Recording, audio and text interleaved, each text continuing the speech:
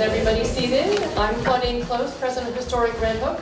It is my pleasure to welcome everybody to the Elmendorf Inn, which is Red Hook's oldest public building, and very appropriate because so many town meetings have been held here over the last 200 years. And before we hear from our esteemed county executive, we're going to have a few words from our village mayor. But before we do that, I just want to, I have a little something for Mark. I'm always happy But I just want to make something. sure that Mark doesn't forget where he's from. Oh, I never would. This is a historic I love it. you, Mark, Thank you from very much. historic Red Hook. And I'm sure you'll wear it every day. I will wear it sometimes.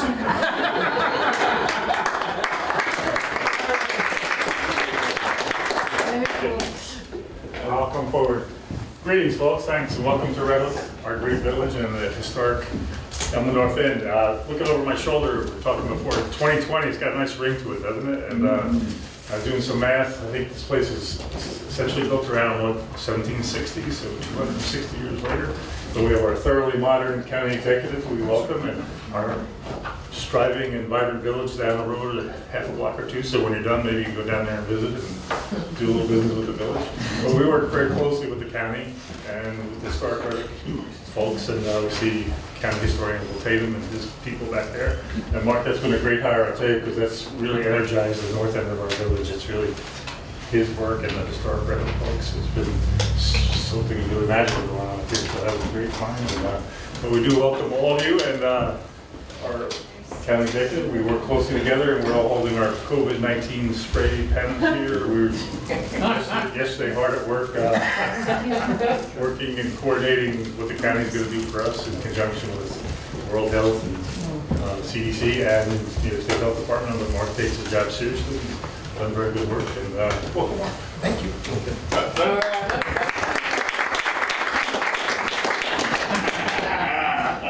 My wife was perfectly clear. She said, don't touch anyone and don't let anyone touch you. We have 4 kids. When one of them gets sick, it goes through the rotation, only to have the first one get sick yet again. So, we get to start over. I appreciate it. Thank you for hosting us. It was kind of funny. Originally, we generally have these kind of town hall meetings at town halls. And I really wanted to be here for a number of reasons. One, being in the village of Red Hook is special for me. As the mayor knows, and well, you all know, right? I began my public service career, yes, as a village trustee, but as a mayor, and it's the best job that I've ever held. And if they could pay me $150,000 a year, I'd still be mayor of Tilbury. But that was the whole budget, so it wasn't really possible. But the relationship we have first with all of our local elected officials, I think, is very good, and you'll see that when we talk a little bit about COVID-19 and how we're responding to it as a sort of as a community, and I'll do that towards the end. But Ed knows this. Ed Lundell is one of my favorite elected officials. He and I are personal friends. We talk often, we joke often. I try to get him to agree with me often. It doesn't always work. But we have a really good working relationship. And I'm very blessed in a way to have and have maintained relationships here at Red Hook. I'm still a Red Hook resident, a town of Red Hook resident. Of course, for most of my life, I was a Village of Tivoli resident. And I do believe that Tivoli, with all due respect, is the better of the 2 villages. You'll notice if you squint your eyes a bit, you can see that that's actually Montgomery Street in Tivoli, painted by Mayor Joel Griffith, who I know he's allowed me to tell this story. I actually encouraged into public service. First, it was mandatory. He was, as a young person, he was court ordered. Because of an incident to commit some volunteer service, and I said that I would give him an opportunity, and I made him start a painting class for Tivoli kids as part of his mandatory volunteer time. This was actually court-ordered volunteer. You could tell him he wasn't driving while intoxicated, he didn't hurt anybody, but he had one of those things that you have when you're a kid. He and I went to school, Red Hook High School together, and I got him involved, and then when I moved on to the State Assembly, I encouraged him to run for it, and I think actually had been appointed to the Village Board of Trustees. And so I like to joke that Joel Griffith is the 2nd best mayor Tivoli ever had. And And then I usually say, right after Ed Neese. You can make me third. Anyway, we've got a good working relationship. I'm glad to be here in Red Hook. A lot of friends. We all know each other, and I'll be as quick as I can. So let me preface this by telling you that I'm going to close the town hall presentation with a little brief conversation about what's going on in Albany, which is a lot.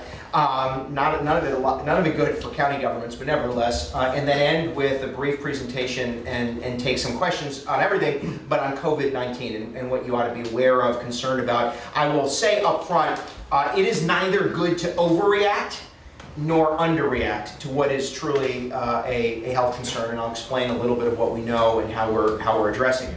So the county executive is required every year to present to the county legislature. Our charter requires me to present to the county legislature the activities of county government for that particular year. Now, just like the Constitution says the president must deliver to the Congress something, this has all evolved over time.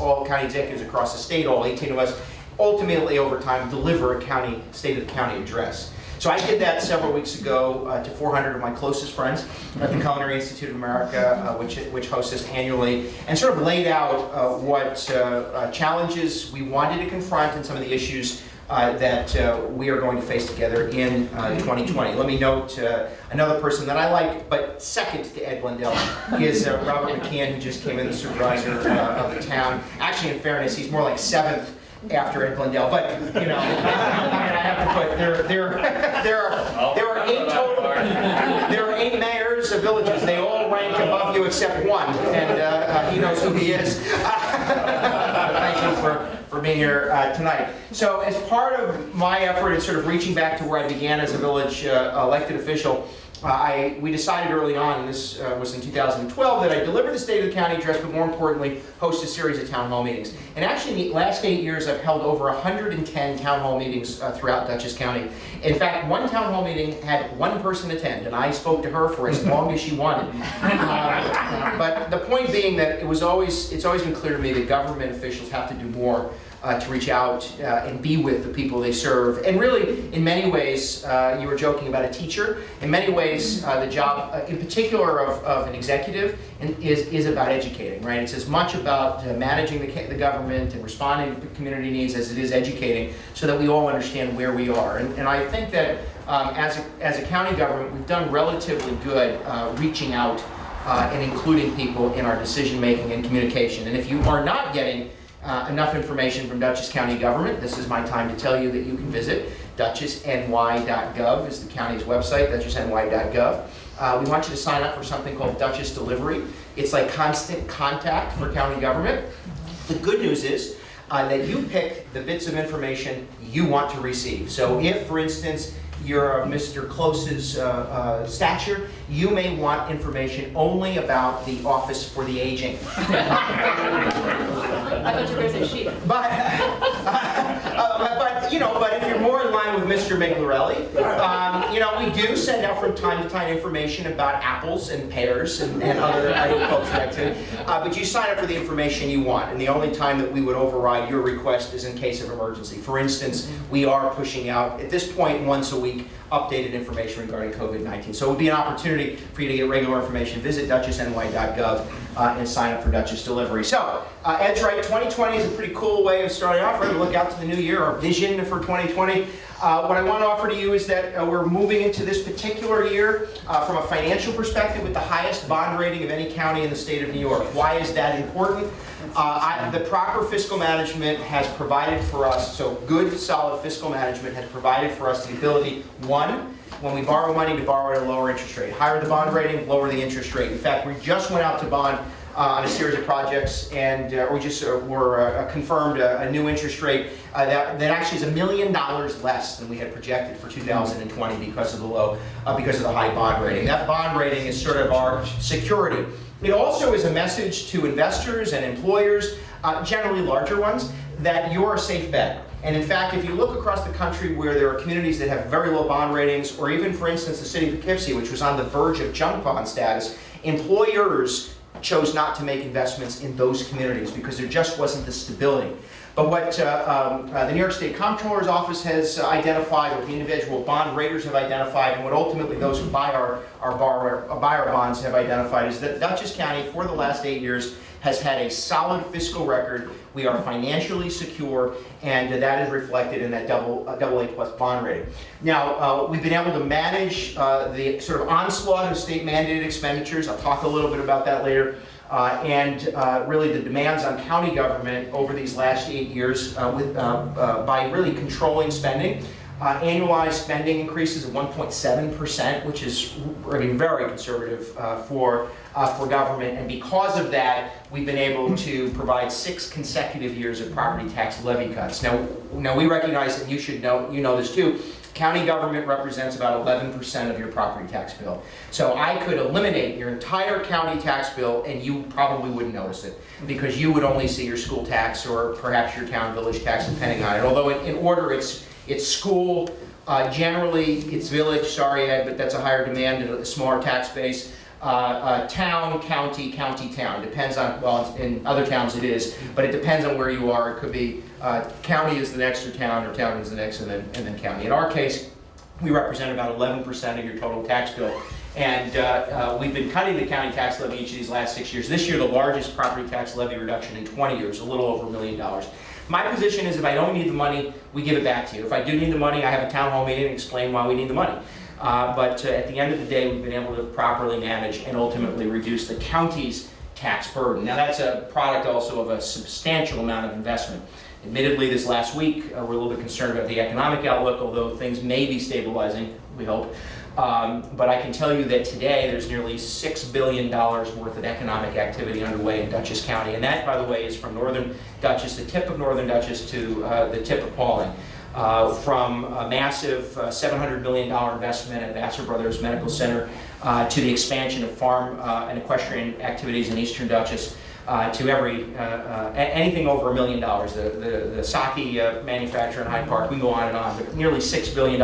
And what I would offer to you is that Dutchess County's economic condition has never been more robust and secure than it is today. 2 things. We've been secure before, but because we were reliant on a single employer, IBM, for 40 years, we weren't as robust or diverse an economy. So if IBM burped, we felt it. And when IBM ultimately downsized, it hurt us greatly. Today, with thousands of jobs created over the last 8 years and about a 12% increase over 5 years in annual income for average workers. Not everybody sees that, but when you look at our economic condition, we have never been more robustly diverse, and strong at the same time. So the economy is actually what we've hoped for. It is, however, fragile internationally. Nationally, we worry about that. Okay, sorry.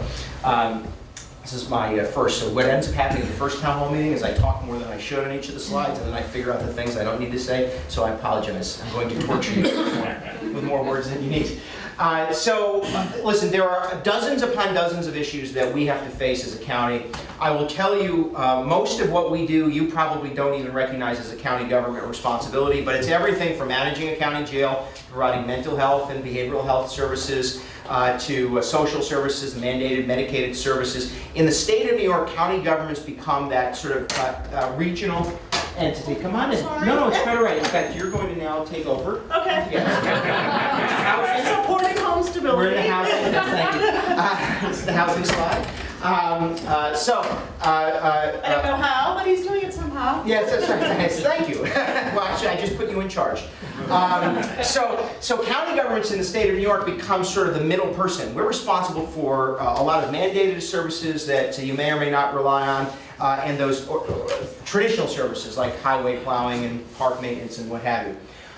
So rather than tell you all the things we're doing for 2020 and all the things we have to pay attention to, we've addressed a whole host of issues. One of our largest concerns, and it really is an issue across the country that is much more complex than it was 20 or 30 years ago, is housing stability and the question of an issue of homelessness. And we don't have thousands of people who are homeless across Dutchess, but we've seen a consistent growth. Now that's partly because of, well, two or three important reasons. First, homelessness is not in 2020 what it was in 1980. In 1980, it was a different picture. It was, we still had psychiatric centers that were open. We had certain facilities that housed individuals. We had a much higher percentage of population in jail than we do, in state prisons than we do today, even though we have a lot in state prisons. We also had a different economic condition, so housing diversity was greater. Fast forward to 2020, or at least the last 3 years, and the real issue driving homelessness today is behavioral health. It is mental health and drug addiction. And because the state of New York, and principally the state of New York and the federal government have over time abandoned sort of the residential component of mental health, individuals who would ordinarily be in a bed, in a building, I'm not saying they were good beds or buildings, but they would ordinarily be in that setting, are now in the community. And they're not able to manage as easily as others, and they fall victim to housing instability. Now add to that the question of affordability. We have a really great economy, and what's happening in Dutchess is really beautiful homes are being built. In fact, by the way, I'd offer to you that we've actually built more affordable housing options in the last 4 years than we have in the last 30 years. But what that means still, however, is we're pricing ourselves out, and we don't have what we refer to as a housing ladder. We don't have the diversity in the housing stock that's necessary to accommodate people of all incomes. So we have a lot of people who, if there were more affordable options, and I'm not saying necessarily subsidized affordable options, just affordable options, we would have that kind of diversity in the housing stock that would keep people, in a home, but instead, because we lack those opportunities, they become unstable, and then homeless.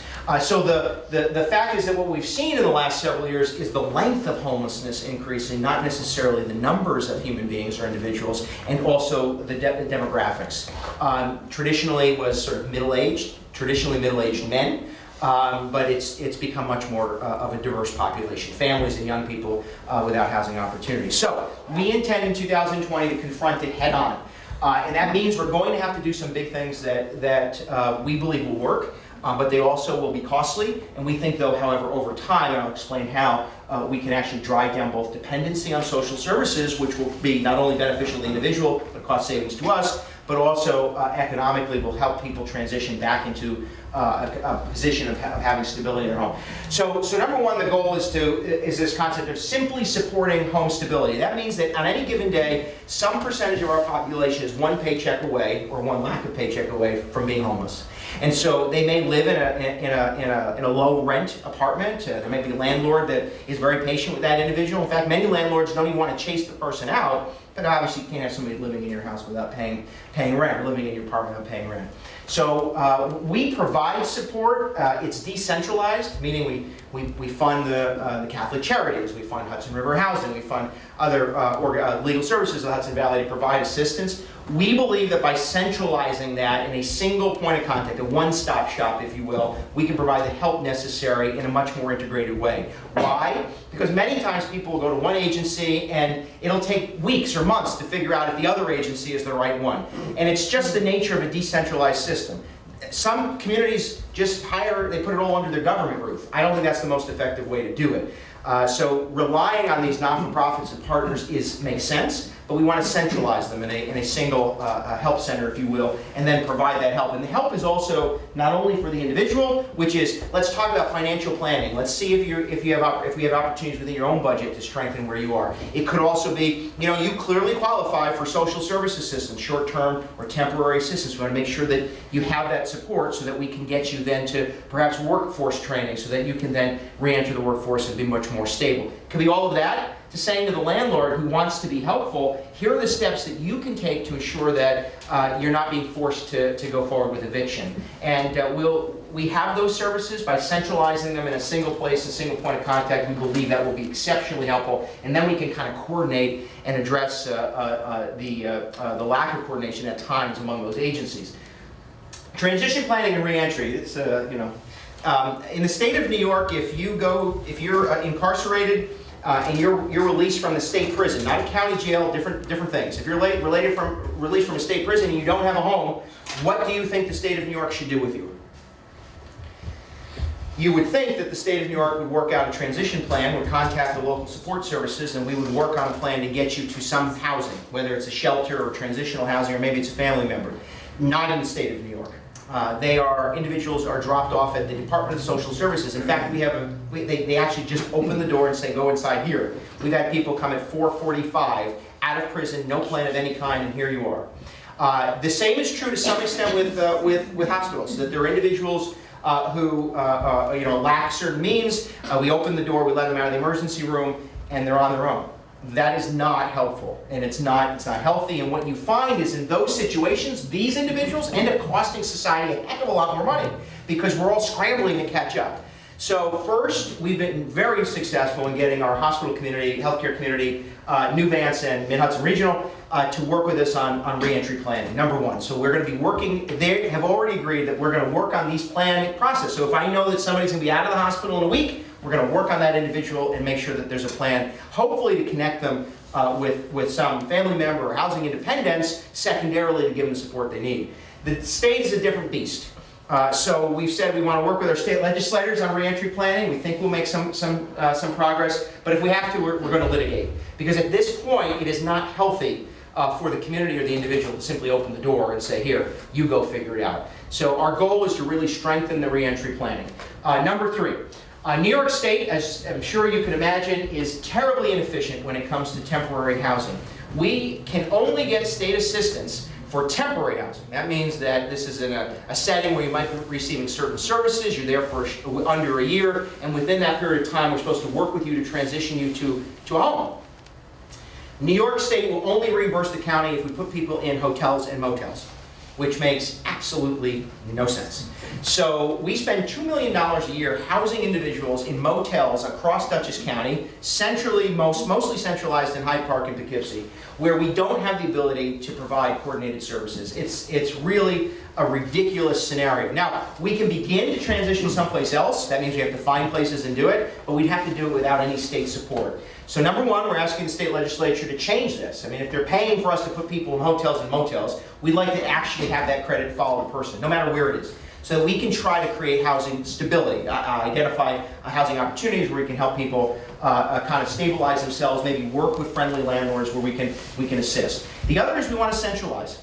And rather than having people dispersed in hotels and motels across the county, we're looking at a model of partnering actually with an organization like Hudson River Housing and actually centralizing our homeless population, our transitional housing population, into a single point of a single residence. It could be several homes, it could be an apartment complex, and why would we want to do that? One, it's less per month than $2 million, but I'm going to tell you this right now. If we save $2 million, you're not getting it. This is not an effort to take the $2 million, cut it in half, and just give it back as tax cuts. It isn't. Because what we know is that this population, in particular this population, is very dependent on social services because it is so decentralized. So what ends up happening is they have rights to these services under state law, and it costs us so much more because it's all decentralized. By centralizing it, we saw this in Utah, they saw this in Denver, and they've seen it in other states that are, by the way, if you're looking at the colors of states, that are more red than they are blue, meaning that by centralizing, they've been able to ensure an increase in the delivery of service and a reduction in the individual per person expense. And they get a better income. It was actually Governor Huntsman in Utah who said to his conservative friends, this makes sense. Because if we can centralize the delivery, we can ensure better help and we can drive down the cost. And if it takes more time, it takes more time. But we're able actually to see data that shows success. And then last, and as importantly, and I say this to everybody in local government, we have to create more opportunities for market rate and below market rate housing. And so we're saying to towns, villages, and cities, you've got to create zoning that accommodates this. And it's not, I will say to you first, I grew up in subsidized housing. My family benefited from food stamps. It isn't like that was 1975, 1980, 1985. Today, it's not the same thing. But we have to create opportunities where people of all incomes have housing opportunities. And the truth of the matter is, our most successful, affordable places are our villages, but it's an old housing stock, which means those homes, while affordable to enter, become expensive over time. So we're going to work with municipalities to carve out appropriate zoning language so that we can accommodate affordable housing. Affordable is market rate and below market rate, and then work with developers to say, as you develop, one of two things should happen. You either should earmark within your development pattern, something that's market rate, below market rate, or we'll work with you to establish a credit, and we'll put some money in a land bank and we'll do it with you in some other location. The goal is to try to create some housing diversity that we don't have. And so I'll end all of this by telling you, the Dutchess County really benefited economically, although over time it's caught up with us during the 1970s and 80s because of suburbanization. By the way, it's not, I like village centers, but over time the county really grew. It grew phenomenally, but it was all because of suburban sprawl. And that kind of housing pattern is lovely, but it is not the most affordable. It is not the most efficient over time, and we've limited our diversity. So the housing that's affordable in Dutchess today is in small villages or it's small subdivisions. And the problem with that is that senior citizens and young people don't have either the interest or the ability to live in a suburbanized setting. They need to be in and around central services, and we don't have that as compared to, for instance, Ulster, which has fewer housing options, but has fewer suburbanized housing options. So we just don't have the diversity, and that development over time has really hindered our ability to transition into what is this new economy, if you will. Okay, thank you. Next. These will be quick. So a couple things, if you haven't already, this is of interest, I'm certain, mostly to Tivoli, but also Rhinecliff.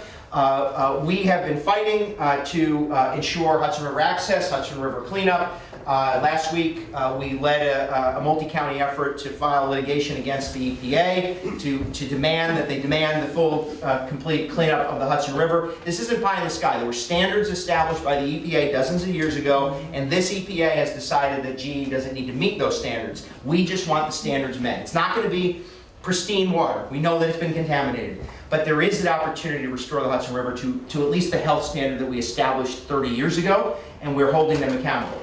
Amtrak has decided that they would like to, in their corridor, try to close off certain Hudson River access.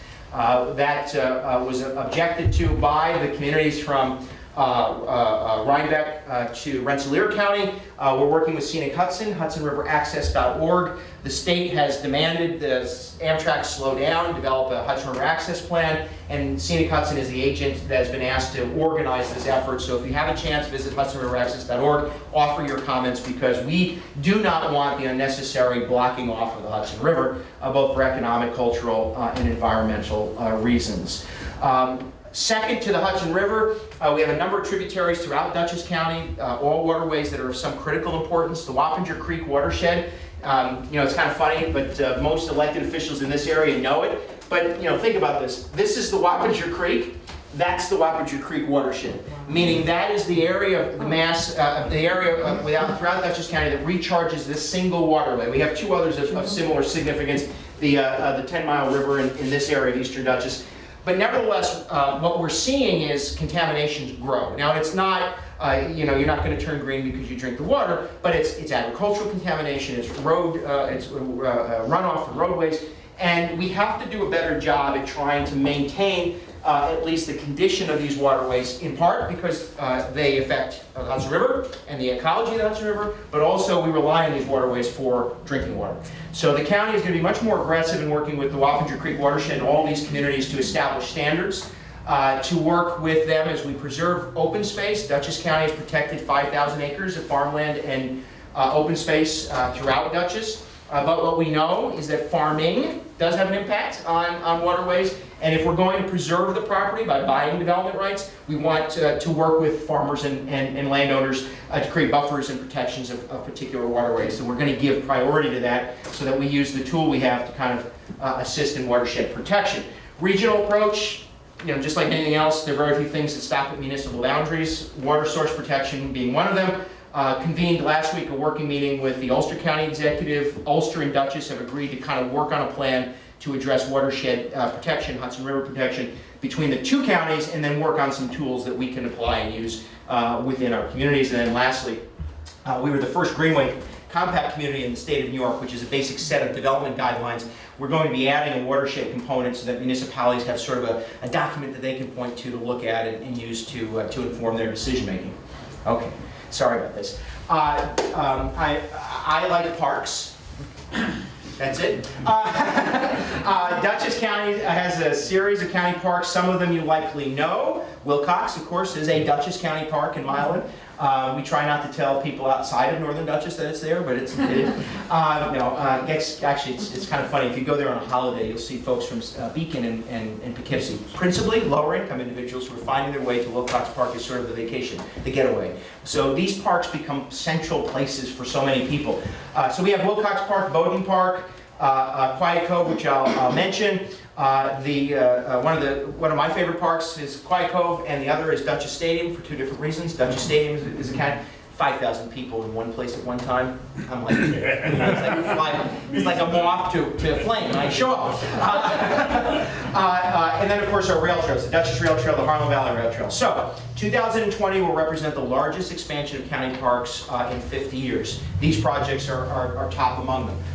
First is the purchase and development of Lake Walton. This is immediately adjacent to the Dutchess Rail Trail. 130 acres, 140 acres of beautiful, ecologically unique land and water where we intend to build a universally accessible passive park. What does that mean? That means anybody of any ability will have the ability to kind of meander through trails and viewing stations and create an opportunity off the rail trail where you'll be able to take in the environment in a very sort of casual way.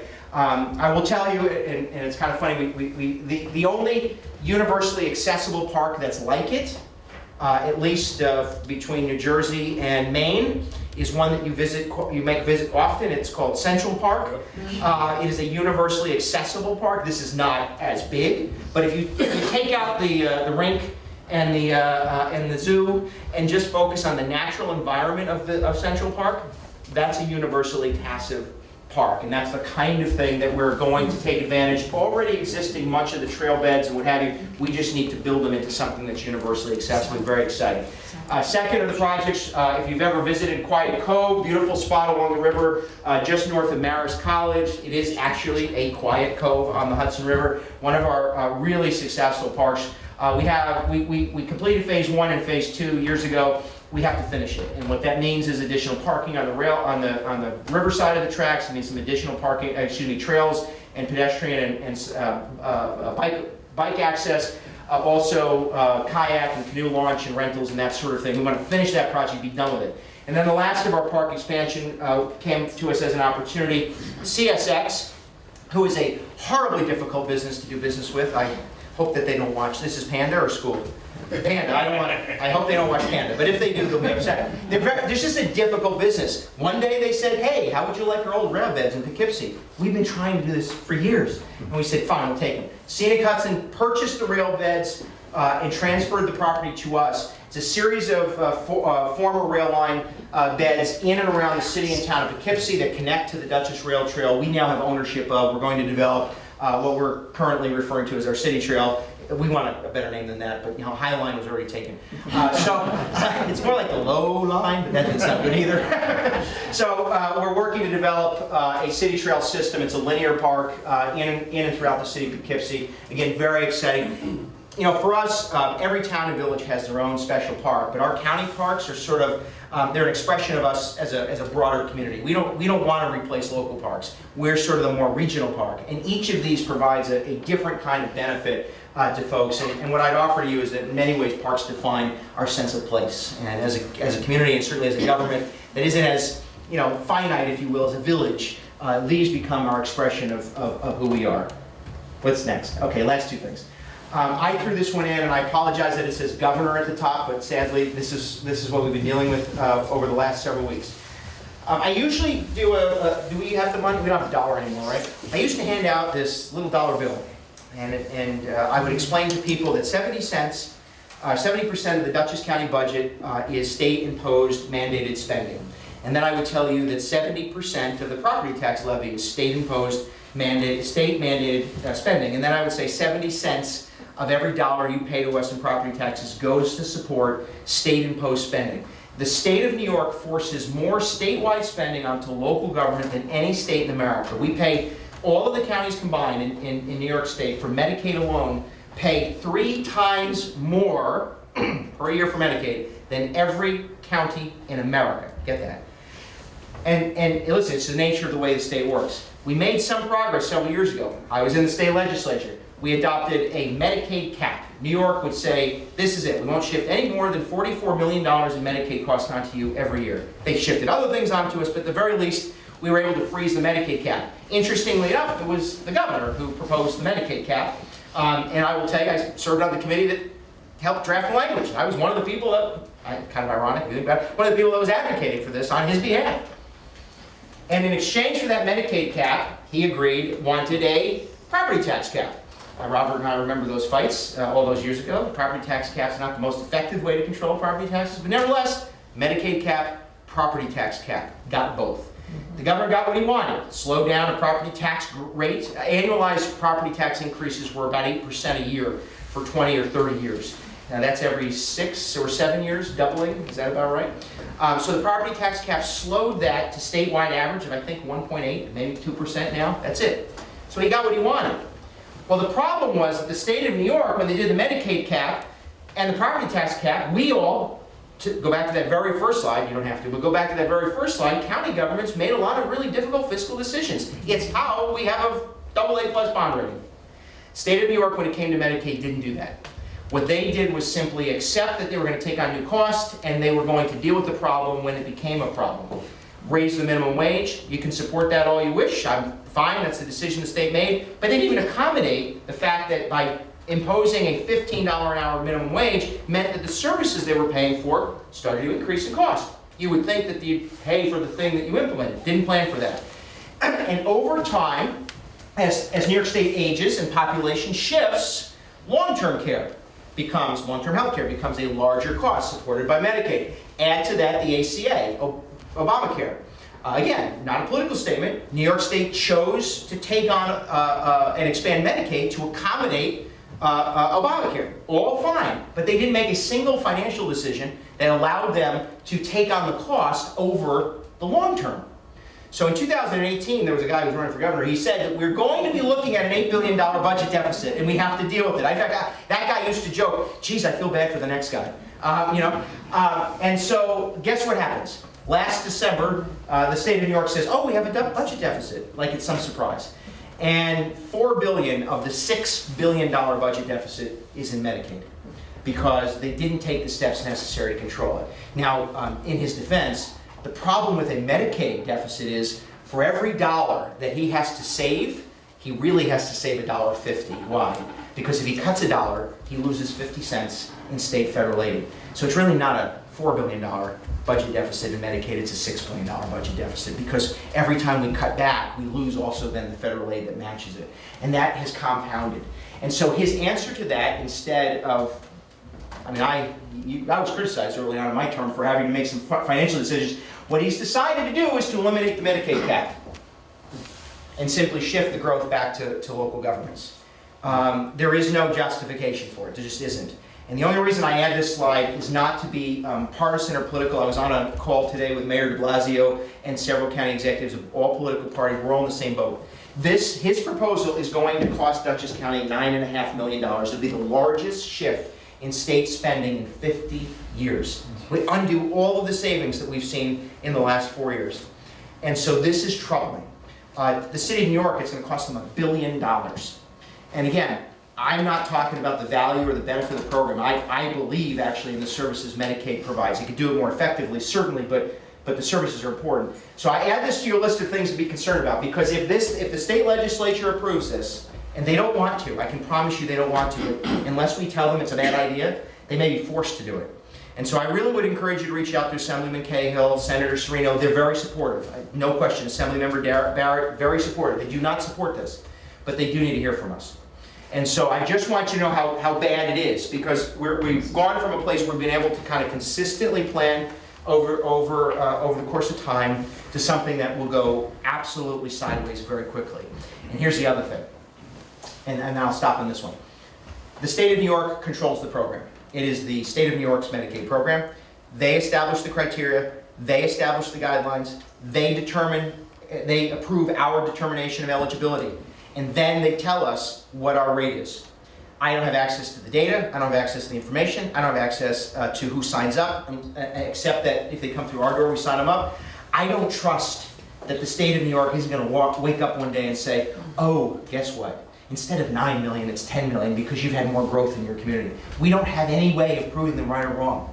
So for us, this is frightening. For the city of New York, it's absolute fiscal chaos if this goes through. So we're hopeful it doesn't. Please feel free. If you want it, I can answer a question regarding it, but we encourage you to reach out to your state representative to encourage them not to accept it. Now the good news for them, and I'll say this, my wife tells me never to say this, but I'm going to say it anyway, don't tell her. In the state budget, so in his proposed budget, he says this is only worth $150 million, which is good news. He's wrong, but the state legislature, in order to take it out, so before they adopt the budget, they've got to take out $150 million and find it. That is not a huge amount of money to find in a multi-billion, $133 billion state budget. So my point being, it is not the most complicated thing for the state legislators to have to deal with financially. They just need to hear from us that this is a bad idea. We are coordinating that opposition. And then last, I want to close on this. I think, is COVID next? Yes. Okay, so I'm going to walk it through, but Kathy Tetmeyer's here. Kathy is Deputy Commissioner of the Department of Behavioral and Community Health. You would refer to it as the Department of Health. Kathy is she's young, has a number of years of experience in both emergency response and public health response. We've asked Kathy to steer the county's response to COVID-19. First and foremost, those mandated things that New York says counties have to do, one of them is the administration of the Department of Health. So it's not complaining about it, but in this state, it's a decentralized delivery of public health services. So your county government is your point of contact and your information point for information regarding public health issues. So again, duchessny.gov, in the top left corner, you'll see a link to COVID-19 updates. I said earlier, it is equally important not to overreact as it is not to underreact. Number one, coronavirus is like the general term for most viruses. Family viruses, yeah. Family viruses. Common cold is a coronavirus. Influenza, not a coronavirus. Just, and not everyone can be as exceptionally bright as the supervisor. I'm just trying to, I'm trying to make people not feel like, So number one, as a society over time, we've built up certain community and individual immunity to certain coronaviruses. Long story short, we come to December of 2019, and of course, coronavirus, and cases are identified in China. We monitor that. Those cases become very clear to us. We monitor that. The federal government works with the state government and us meaning local delivery services, to restrict certain travel from and to China to try to limit its impact. I will say, in the beginning, it's fair to suggest that China didn't do such a hot job. I will say they ramped it up very quickly. Of course, we don't live in that type of government, so the things that they can do may not be the most democratic, but I would offer to you that they did escalate their response. But as you know, this coronavirus spread to other parts of the globe, with now China, Iran, Italy, and now South Korea. Japan is not a level 3 yet. I don't think Japan's level 3. The series of countries, including now most recently Italy, I joked, of course, leave it to the Italians to screw it all up. But now being what's considered a level 3 designation. What that means is that there's certain restrictions on non-essential travel. So fast forward to then the first cases coming to the United States, and then of course 3 days ago, New York State saw its first case. Yesterday saw its second case, and today saw its third plus 10 more cases. Now those are generally all related to an individual in Westchester County. It is good not to overreact. The good news is most people of good health, younger rather than older, will be able to weather this particular virus. So don't overreact. It is bad to underreact. There are certain people in particular of a certain age with perhaps other ailments where this particular strain of coronavirus is fairly aggressive. And it could complicate other health-related issues, which we want to monitor. So not having any individual or group immunity to what is COVID-19, we are all sort of obviously watching, planning, and responding. We have attempted as a county government not to heighten people's anxiety levels. They're probably to some extent already high enough, but we are actively engaged in both planning, monitoring, responding, and communicating. So we initiated our response to any other like issue, like a pandemic, and this, it is defined now as a, this is what I get. Yesterday it was, no. As we would respond to a pandemic, we've initiated our response, which is a layers of government agencies working together with the college and school district communities, working together with local elected officials to share information, communicate with one another, and of course, respond as is necessary. I will tell you that we've hosted a series of conferences with school superintendents. So schools are now all aware of what our response is. This occurred last week. They know who to communicate with, and we'll continue to communicate with them. Supervisors and mayors, we're going to engage in our regular updates so that we're all communicating on the same information, responding together. Colleges and universities would pose a particular concern, and while we are considered a low-risk community, within that low risk, I put colleges and universities at the higher end of that low risk because of the nature of their setting. That said, we're going to continue to communicate with folks what are the appropriate responses. I had a woman yesterday who told me that I should be closing schools. That would be an overreaction. It is not necessary for us to do that. It is, however, necessary for us to reinforce the common step measures that you would take to prevent the spread of any like illness. For instance, you should not only be sitting close. No.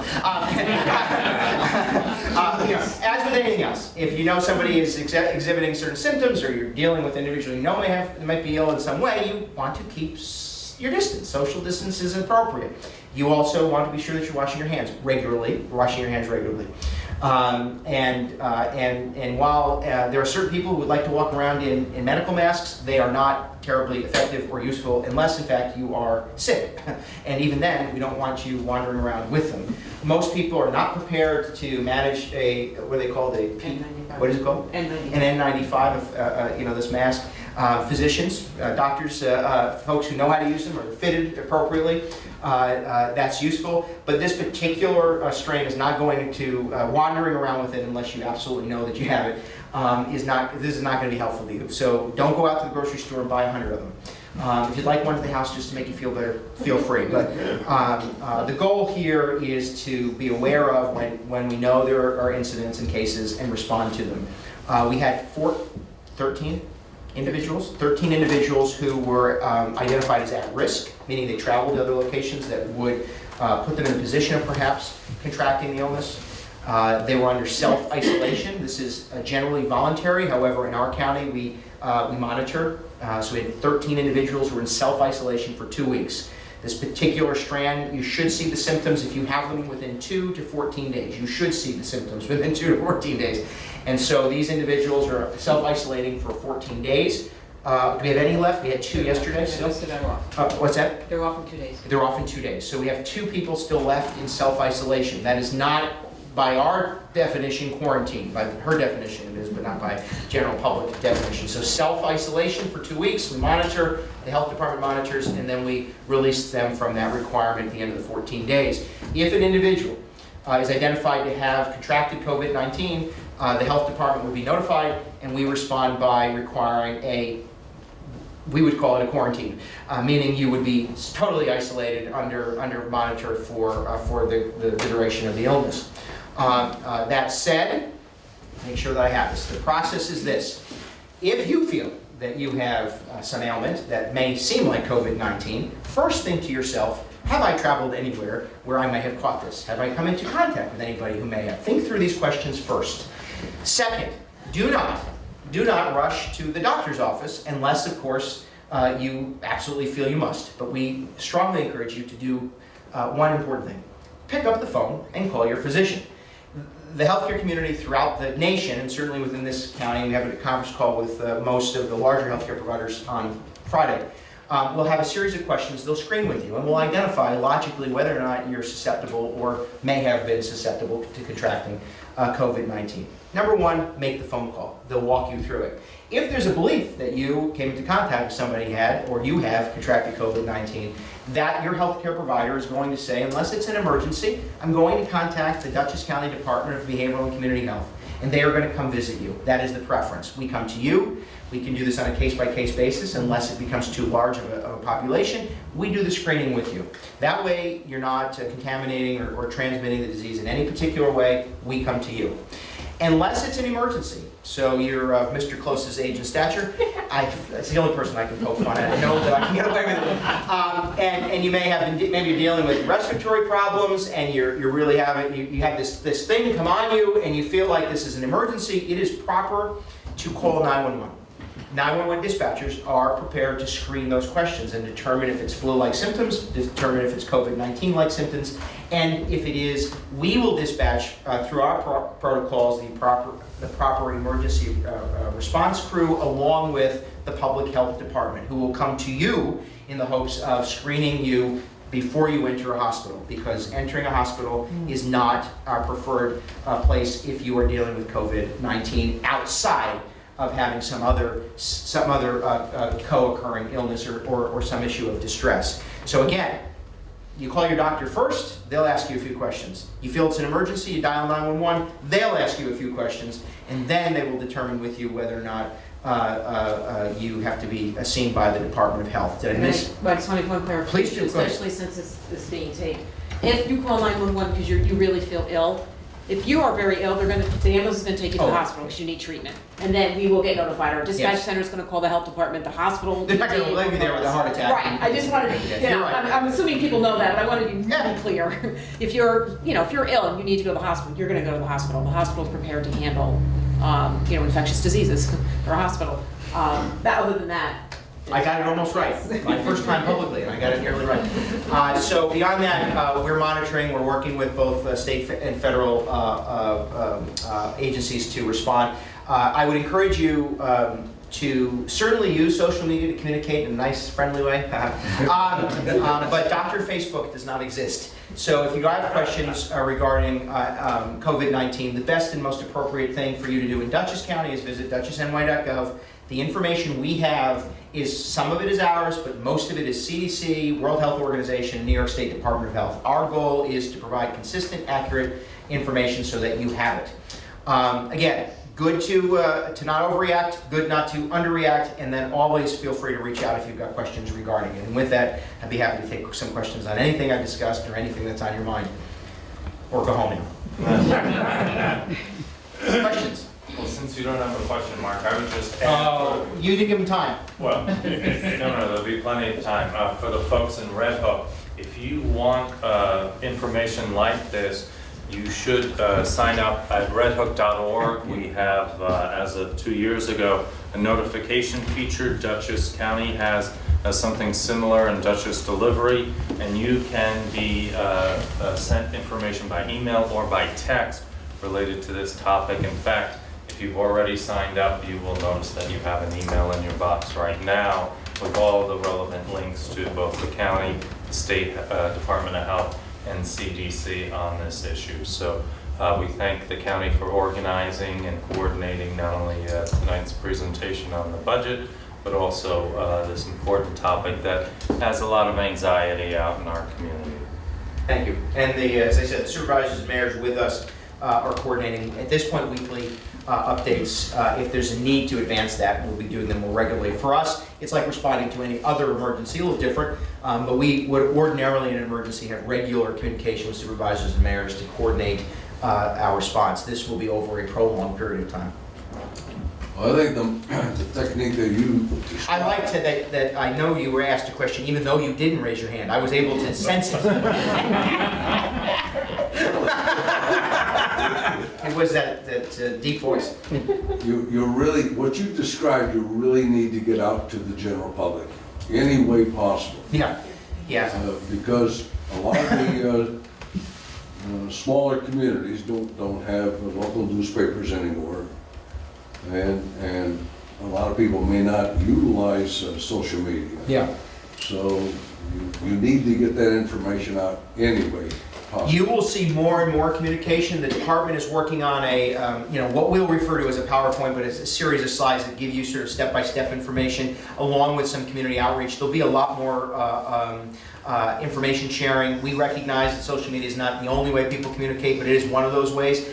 using the municipalities, they're pushing out, so you might get something under Red Hook's banner that may very well be information compiled by the county, doesn't matter how it gets there, but we get it to you. So we're doing that. The problem, of course, is in 2020, there is no centralized communication system. We have a newspaper of note in the county, and you'll get a lot of information about Rochester in it. But that said, we're gonna use every tool we can. And we'd ask you to do the same, which is like, again, if you want to share information, make sure, as I've said before to folks, make sure it's sourced. If you don't know the source, don't share it. I mean, it's very, there are a lot of, graphics or what have you online that people like to cut, paste, and forward. If you don't know where it came from, it's best not to share it. And again, using the county's website just as a portal to get to those other entities is useful. But we're going to do it, all of those. Gipsy Journal covered it, News 12 is covering our efforts. There'll be more of that, and of course we'll share it with all of the communication tools we have. Yes? Do you have the radio stations in the loop? Are they sending people to your website? Yes, and so we communicate what information we have. How they share it is how they share it. I mean, I can't make them do it, but we ask them to share it tomorrow. Fox, and that's not Fox. It's PDH, whoever the group of stations are that are PDH are covering and doing a briefing with us in the morning. So we'll continue to push. But the other is, listen, we're putting information out in a way that we hope will get to you, and we'll continue to push to get to you. But if there's an emergency, you'll know about it. And you're not going to read it on CNN that it happened here, or you're not going to see it on Fox that it happened here. My point being that there's going to be a lot of noise, but I promise you, if there's something of significant concern within Dutchess County, we have the tools. We can have your cell phone ring you now. We can have the television have that nice little banner turn on and say this is a Dutchess County announcement. We have those tools. The fact that we haven't means that you don't have a lot to worry about at the moment. But I will say this out loud: we will get cases in Dutchess. This will expand before it contracts, and it is going to happen. How we react to it as a community is going to be definitional. How we, again, react appropriately, don't overreact. Yes, Will, Doctor. If the governor's plan for Medicaid goes forward as it is currently proposed, how will that affect services, both the delivery thereof and the types of services that county government can offer? Yeah, that's a good question. So number one, listen, the people like me all across the state of New York are all going to try our best not to slash services. So what's going to happen in year one, likely, is that we contract a little bit. So the optional services we offer are, by the way, everything from 911 to parks. We would not want to close things down, not sending off the alarms. In year one, we can't manage it immediately. I mean, we can't just say tomorrow, here's $9 million, we'll go find it. There will be a contraction of some of the services, but I would argue for you that you wouldn't see a massive shift in county government in year one. The problem is if the doors open, it's going to get progressively worse over time. And what has happened in communities when this happened before the Medicaid cap was the contraction, if you will, or the shrinkage of county government. So personnel shrinks, fewer staff. Road maintenance becomes, instead of once for us every 7 years on a county highway, because we have so many, we go through this regular process, maybe it's once every 15 years. And then you start to see the deterioration over time. That's the kind of thing that happens, because we can't just wake up one day and turn off a switch and say, well, we're not going to have parks, we're not going to plow snow this year. So it becomes this incremental spiral downward. That is alarming. The alternative, of course, is to raise property taxes, which is not our preference either. So you'll end up seeing us try to balance a little bit of everything. A little bit of increase here, a little bit of cut there. Nobody wants to go down that road. We were once down that road, and it was very detrimental. And so from our, oh, by the way, this is even I didn't mention this, but if the counties, in order to pay for the additional Medicaid cost, have to exceed the property tax cap, meaning we have to raise above, which is 0.7%, we lose other state aid, which becomes this self-fulfilling disaster. So it's just a horrible idea that will compound itself over time. We have a substantial fund balance, which is why we have the AA+ bond rating. We have a savings account. We'll draw down on that. It will destabilize local governments. It just will. The relationship we have with municipalities, we'd have to shrink the amount supportive services, because those are optional. I'm not saying we're gonna wake up one day and slash it all, but all of this will become an incremental decline in services until we wake up one day and the state says, oh my gosh, your roads are horrible and your taxes are too high. We should have a cap to do that. You understand? I mean, we're just creating the same scenario we got out of, which is not terribly helpful. So that's where we are. Yes? Mark, what is the sense, you were saying that yesterday you were on, or within the week, you were on a telecon Yeah. with de Blasio and other county execs. I mean, throughout New York State, do you get a sense that all your compadres are saying, there is just no way we can do this? Yeah. So And how successful, I guess the follow-on would be, how successful do you think we will write to the appropriate, representatives that we have in terms of turning this back and saying, you can't do this to us? So there are three things I'd offer. Every county leader in the state of New York is opposed to this proposal. That's number one. Everyone is opposed to it because we know the damage. The second, which is a little more alarming, is not everyone wants to be terribly vocal. Why? Because the state of New York is like the ultimate fisherman. It has hooks in you. And so there are certain counties that don't want to necessarily shout too loud because they'll lose their state, whatever funding over here, or there's a project they want to go over there. I mean, my position, and Robert and Ed know this pretty well, if we disagree, I want to know about it, but we don't engage in retribution. We just try to solve it, and if we can't, we walk away and we get to the next problem. So my point being, in this state, historically the governor has used those leverages. So there are certain counties that don't want to shout too loud, but they do oppose it. So number one, and that's only a handful, okay? That's number two.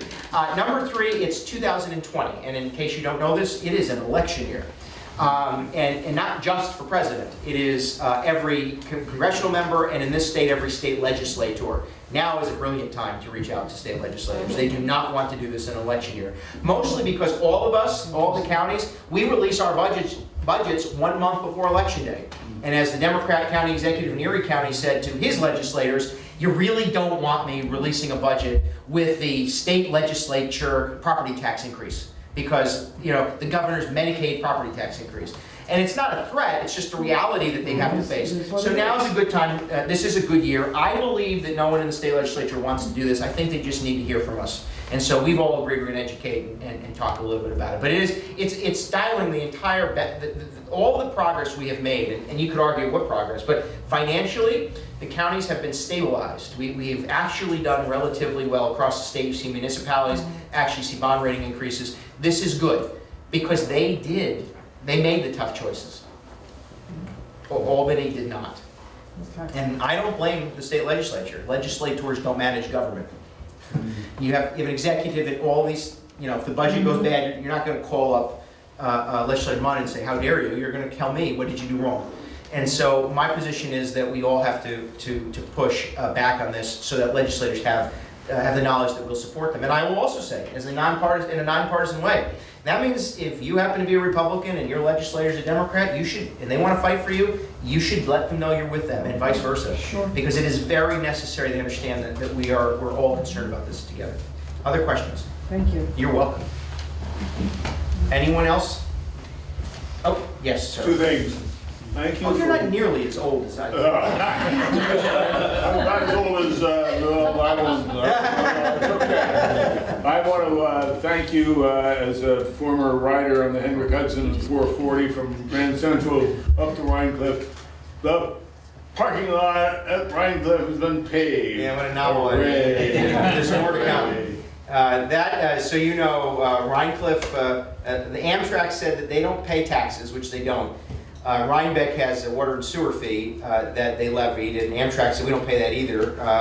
I think they're not right, but because they didn't pay their water and sewer fee, the county actually inadvertently, our process is you don't pay your taxes after a couple of years, we inform you that we're taking your property. Now, if we would inform you that, you'd be at the office paying. You inform Amtrak, they pay no attention.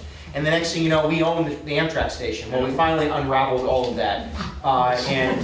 It's just absurd. I mean, that's the way it works, right? The law is the law. And so they actually said, no, you don't own it. And we said, okay, but you have to take it back. The only thing I will tell you is, and to his credit, Senator Schumer has put a lot of pressure on Amtrak because what you've seen done is the minimal amount of work Amtrak wants to do. This is an historic train station that deserves a lot of attention, a lot of ADA enhancements, and the senator, along with the county and the town of Rhinebeck, have been pushing Amtrak for new investment. We're hopeful that they're going to do more than repave the parking lot.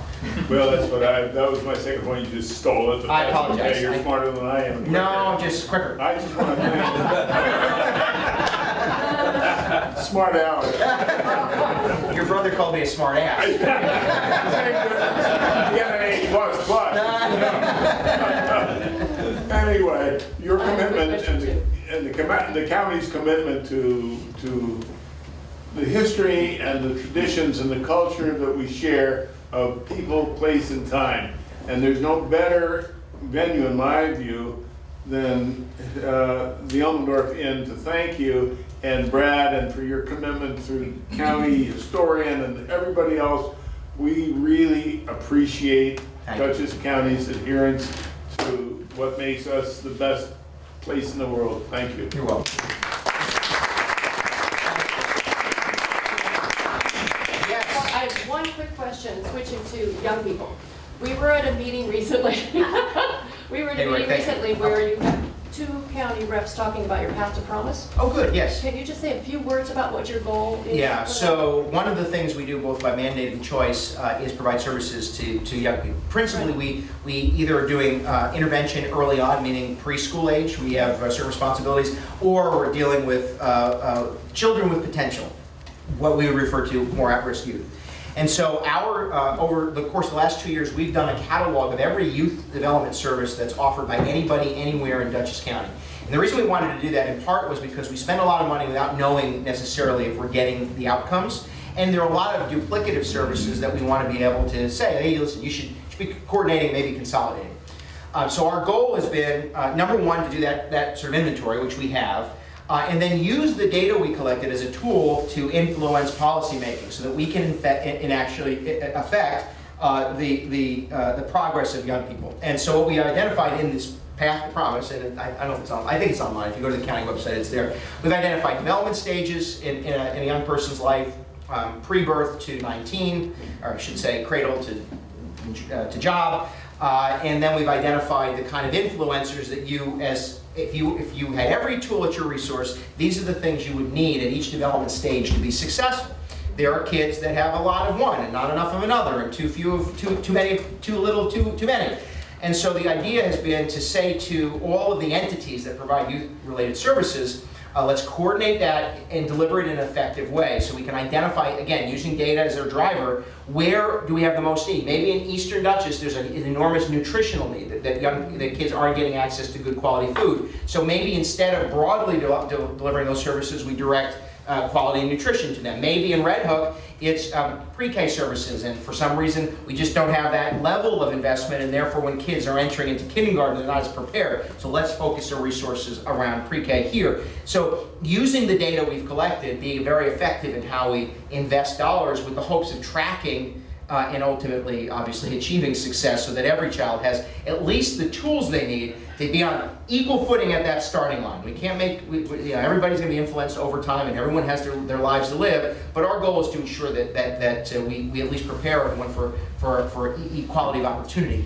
And so from our perspective, it's using principally data. And then, by the way, as service providers and community members, you'll be able to pull up an interactive database that allows you to say, oh, I see in this particular area I need to invest this way. I'm that agency, I can do that. And then when we push on that bubble, or that end of the balloon, let's see what happens on this end. So it's a very dynamic process. The city of Denver in Colorado has done this. The Harlem Children's Zone, is that what it's called? Did I get that right?